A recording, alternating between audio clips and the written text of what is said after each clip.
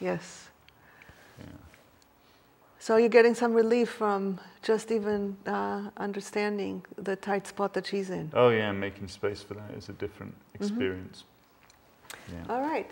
Now, I want to see, because one of the principles that we say is that just about any situation can be transformed from both sides. So I'd like to see, it would take a lot of skill. Yes, I imagine it would. A lot of skill when you are so stressed out. Yeah. She's an NBC trainer who's having a difficult moment, that's all. And I happen to have come into it. Yeah. When you're so stressed out and somebody's doing something that you don't like, it's very hard to know how to respond. Yeah. But at the very least, you can aim towards telling the truth from inside your heart, rather than covering your heart and doing this. Whatever that might look like. Okay.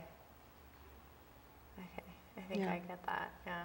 So let's rewind and start from the top. Okay, I'll try.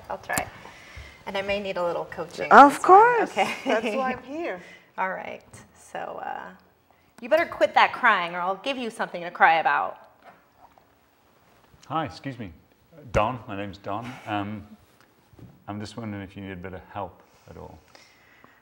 You know, Don, I'm really agitated right now, and I get the impression your offer to help is sincere, and I'm really not in a place to talk with you right now.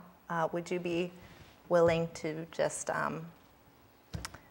not have this conversation with me? That is interesting, because really, I don't think you're ready for dialogue with him. Okay. When you say, would you be willing to, whatever, that means there's a possibility of yes or no. Right. If there's no possibility of no, don't ask the question. Okay. Then just say, thank you, can't deal. Okay. Okay. But what I saw that you were doing is you were really reaching for being present rather than hostile.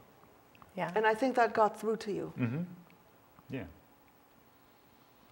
So how would you have, I mean, if she just said, you know, whatever she said, I'm agitated and I'm not in a place to talk with you, what would you have done then?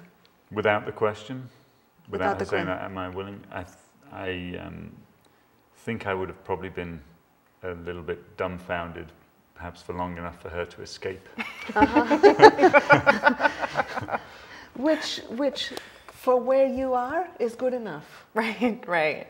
For where you are to even say I'm agitated might be so much of an effort.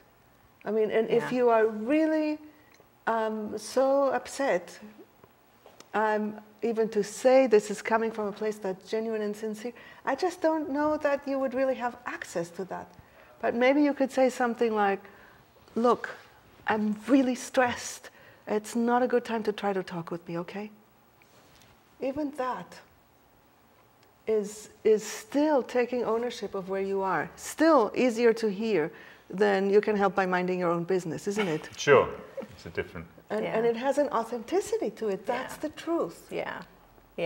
I wasn't at all connected to that space of care or whatever I was talking about. It was slip service. Yeah.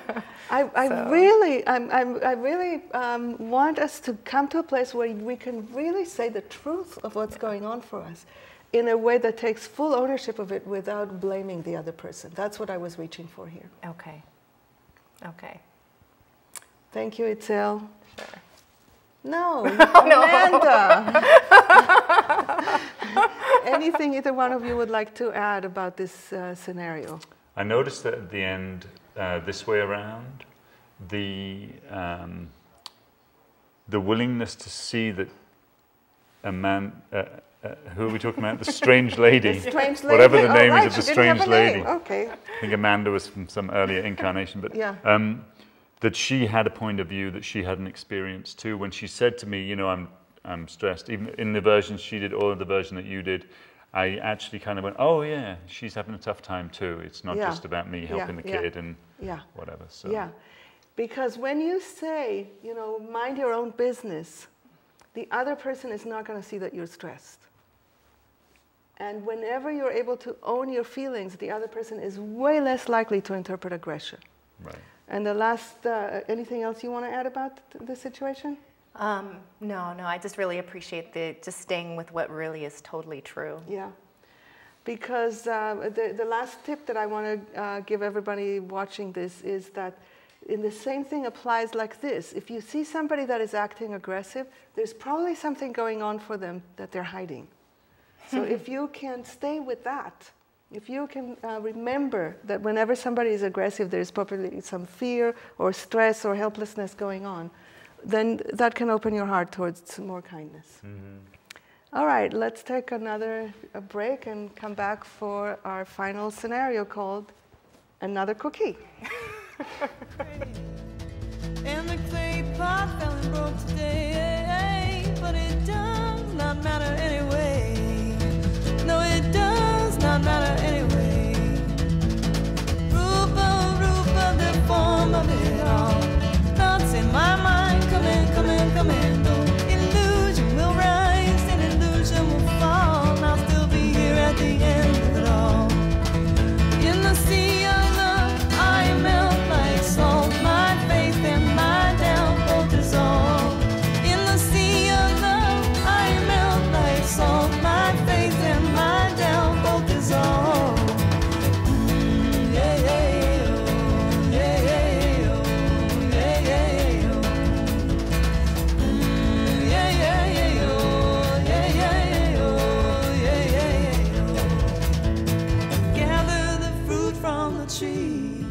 Break it open and find the seed. Break the seed open and what do you see? Nothing.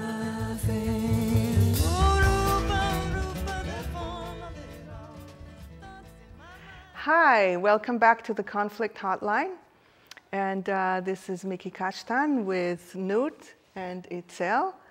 And once again, they're going to be married for this show, not in real life. And so this is Leo and Maria, and watch what happens. You're not having another cookie, are you? What do you mean?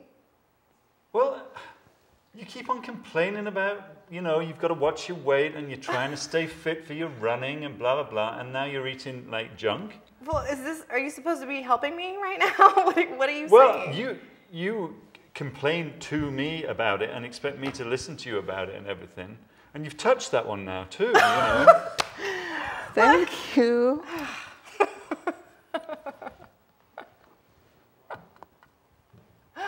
I'm the dream husband. Of course.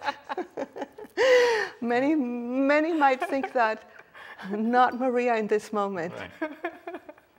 Do you know why she's not happy?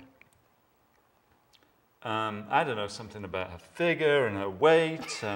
No, why she's not happy with you in this moment? Oh.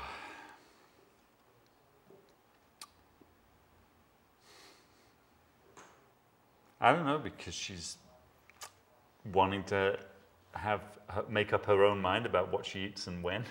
Yeah. Fancy that. Have you ever met a person who doesn't want to have their own ideas about what they eat, when and why? Sure. So what's important then is clearly you care about her and you want to help her. Yeah. It's not that. It's something else. Well, I just, you know, I'm a little bit worn out by this inconsistency. Like on the one hand, it's like, oh, I need to go to the gym more often. And then on the other hand, it's cookies. And then it's back to, oh, I think, how do I look in these? And then back to, you know, like Cheetos. That's a product placement there. So, you know. So, okay, so you're wanting to create some change in the situation. Yes. So here's the deal. You have much more of a chance of creating change anywhere if you are working with another person as opposed to against their autonomy. So if you want to reach her wherever she is. Right. Okay. Or come from inside yourself and talk about what's going on for you. Which would you like to do as you see her reach for the cookie, which she'll do in a second again?